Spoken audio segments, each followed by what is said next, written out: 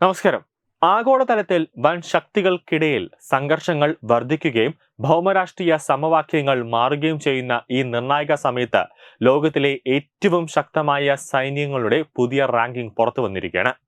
പരമ്പരാഗത പ്രതിരോധ ശക്തിയും അതോടൊപ്പം തന്നെ സാമ്പത്തിക സ്ഥിതി, അതോടൊപ്പം തന്നെ വിഭവ ലഭ്യത എന്നിവ ഉൾപ്പെടെ 60-ലധികം ഘടകങ്ങൾ വിലയിരുത്തിക്കൊണ്ടുള്ള ഗ്ലോബൽ ഫയർ പവറിന്റെ 2025 റിപ്പോർട്ടാണ് ഇപ്പോൾ പുറത്തു വരുന്നത്. അതായത് ലോകമെമ്പാടുമുള്ള 145 രാജ്യങ്ങളിലെ സായുധ സേനകളെ താരതമ്യം ചെയ്യുന്നുണ്ട്.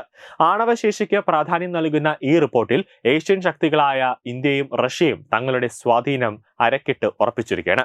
അമേരിക്ക ഒന്നാം സ്ഥാനത്തുണ്ടെങ്കിലും റഷ്യയുടെ കരുത്തും ഇന്ത്യയുടെ മനുഷ്യശക്തിയും ശ്രദ്ധേയമായ നേട്ടങ്ങളാണ് ചൂണ്ടിക്കാട്ടിക്കുന്നത്. സൈനിക ശക്തിയുടെ കാര്യത്തിൽ ഇന്ത്യ ആഗോളതലത്തിൽ 4-ാം സ്ഥാനത്താണ്. 0.1184 എന്ന പവർ സൂചികയോടെ ഇന്ത്യ ചൈനയേക്കാൾ ഒരു പടി മാത്രം പിന്നിലാണ്. സാമ്പത്തികമായും സൈനിക ശേഷിയിലും ഇന്ത്യ നടത്തുന്ന മുന്നേറ്റം ഏഷ്യൻ വൻകരയുടെ ഉയർച്ചയെയാണ് സൂചിപ്പിക്കുന്നത്. റിപ്പോർട്ടിലെ ഏറ്റവും ശ്രദ്ധേയമായ നേട്ടം ഇന്ത്യയുടെ മനുഷ്യ ശക്തിയുടെ കാര്യത്തിലാണ്. സൈനിക പ്രായത്തിലെത്തുന്ന ജനസംഖ്യയുടെ കാര്യത്തിൽ ഇന്ത്യ 1-ാം സ്ഥാനത്താണ്. മൊത്തം ജനസംഖ്യ, കൂടാതെ ലഭ്യമായ മനുഷ്യശക്തി, തൊഴിൽ ശക്തി, അതോടൊപ്പം തന്നെ സജീവം അർദ്ധസൈനിക വിഭാഗത്തിൽപ്പെട്ടവരുമായ ഉദ്യോഗസ്ഥരുടെ എണ്ണം എന്നിവയിൽ ഇന്ത്യ ആഗോളതലത്തിൽ 2-ാം സ്ഥാനത്താണ്. ഈ വിശാലമായ മനുഷ്യ വിഭവശേഷി ദീർഘകാല പ്രതിരോധ സുരക്ഷാ വെല്ലുവിളികളെ നേരിടാൻ ഇന്ത്യയെ സജ്ജമാക്കുന്നുണ്ട്.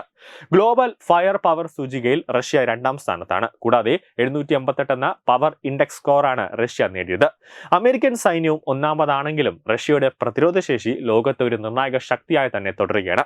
റഷ്യയുടെ പക്കലുള്ള വിപുലമായ ആണവായുധ ശേഖരം രാജ്യത്തിന് തന്ത്രപരമായ മുൻതൂക്കം നൽകുന്നുണ്ട്. വിമാനങ്ങൾ, ഹെലികോപ്റ്ററുകൾ, അതോടൊപ്പം തന്നെ ടാങ്കറുകൾ എന്നിവയുടെ കാര്യത്തിൽ റഷ്യയ്ക്ക് ലോകത്തെ 2-ാം സ്ഥാനത്താണ് ഉള്ളത്. ഈ റിപ്പോർട്ട് പാശ്ചാത്യ രാജ്യങ്ങളുടെ സമ്മർദ്ദങ്ങൾക്കിടയിലും റഷ്യൻ സൈന്യം അതിന്റെ ആധുനികവൽക്കരണവും പ്രതിരോധ ശേഷിയും നിലനിർത്തുന്നുവെന്നാണ് തെളിയിക്കുന്നത്. 758 എന്ന അതായത് ഒരു ഫയർ പവർ സൂചികയുമായി ചൈന ആഗോള റാങ്കിങ്ങിൽ 3-ാം സ്ഥാനത്ത് എത്തി നിൽക്കുകയാണ്. ചൈനയുടെ സൈനിക വളർച്ച ഇന്ത്യക്ക് തൊട്ടുമുന്നിൽ സ്ഥാനം നേടാൻ സഹായിക്കുന്നുണ്ട്.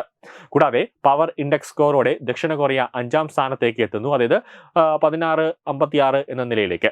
കൂടാതെ 1839 എന്ന പവർ ഇൻഡെക്സ് ഉള്ള ജപ്പാൻ 8-ാം സ്ഥാനത്തുമാണ് എത്തി നിൽക്കുന്നത്. ഏഷ്യൻ രാജ്യങ്ങളുടെ മൊത്തത്തിലുള്ള ഉയർച്ചയാണ് ഈ റാങ്കിങ്ങുകൾ സൂചിപ്പിക്കുന്നത്. കൂടാതെ 1785 പവർ സ്കോറുമായി ബ്രിട്ടൻ 6-ാം സ്ഥാനത്തും 1878 പവർ ഇൻഡെക്സ് ഉള്ള ഫ്രാൻസ് 7-ാം സ്ഥാനത്തുമാണ് എത്തി നിൽക്കുന്നത്. 1902 സ്കോറോടെ തുർക്കി 9-ാം സ്ഥാനത്തും 2164 എന്ന പവർ ഇൻഡെക്സ് സ്കോറോടെ നാറ്റോ അംഗമായ ഇറ്റലി 10-ാം സ്ഥാനത്തുമാണ്.